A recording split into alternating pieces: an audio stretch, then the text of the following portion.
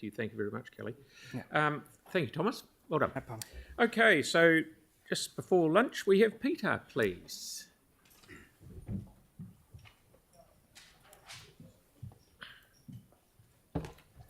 Now, Peter, with this what you're here to talk about, is that where the torpedo boat is?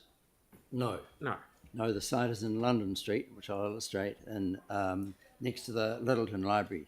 Yeah, that torpedo boat museum is very well worth going to have a look at. It's sort of hidden in behind the back of Beyond, but it's once you get there, it's actually very good. Yep. Thank you. So good afternoon. My name is Peter Ruff. I'm president of the Lyttelton Historical Museum Society. I'll illustrate the essence of my submission and leave a couple of minutes for any questions. The Museum Society has an exciting project in the form of the proposed Te Owaka Lyttelton Museum, which was designed by Warranamani Architects with input from Te Hapu o Ngāti Wheki. We have received resource consent from the council for the project, and the estimated cost to build is $9.64 million. We would like the council to recognise this proposal in the final long-term plan and consider contributing funds in the order of, say, $2 million for its construction and later support its operating costs. The council has already shown support for the project in gifting this site on London Street, which is next to the Lyttelton Library.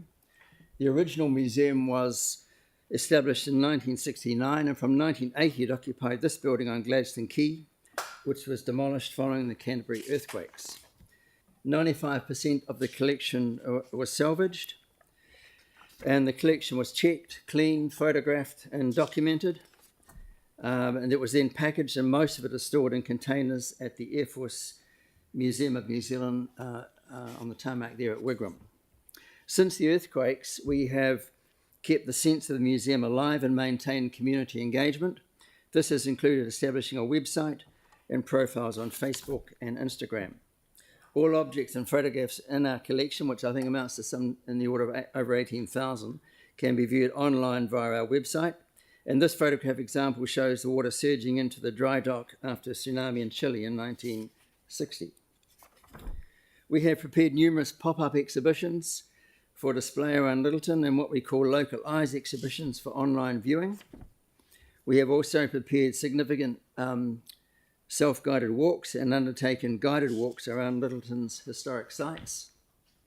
In conjunction with Lyttelton Engineering, we produce a calendar using images from our collection. We write stories which are published weekly in the Bay Harbour News and on Facebook and Instagram. And we have entered into an editorial partnership with Ngāti Wheki and a book of stories about Lyttelton and Harbour, and the Harbour will be published later this year. That's using our writers and writers from Ngāti Wheki.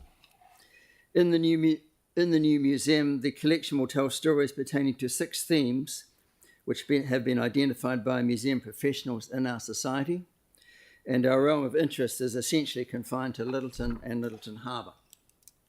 The proposed museum will be a state-of-the-art facility and what we think is a bold and innovative design. There are numerous references of the need for a new museum throughout the council's Lyttelton master plan, and we believe that the new museum will play a significant role in education, leisure and tourism. In conclusion, as president of the Museum Society, I ask council to recognise and seriously consider our museum project, acknowledge it in the final long-term plan and allocate funds towards its construction or perhaps its exhibition fit-out and long-term costs. I've just got one correction to make. I'm sorry. On page 4 of my submission, I mentioned the construction cost was $7.64 million, and it should actually be $9.64. So I apologise for that typing error. Thank you. Okay. Thank you very much. Have we got any questions? Yanni, please. Yeah, thank you. Was it insured for the earthquake? And if so, what was the insured amount?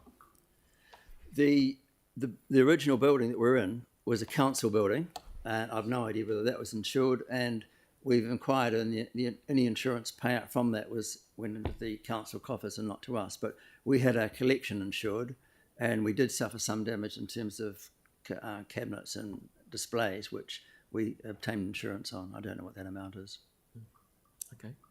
Thank you very much for your trouble coming in. Thank you. Thank you.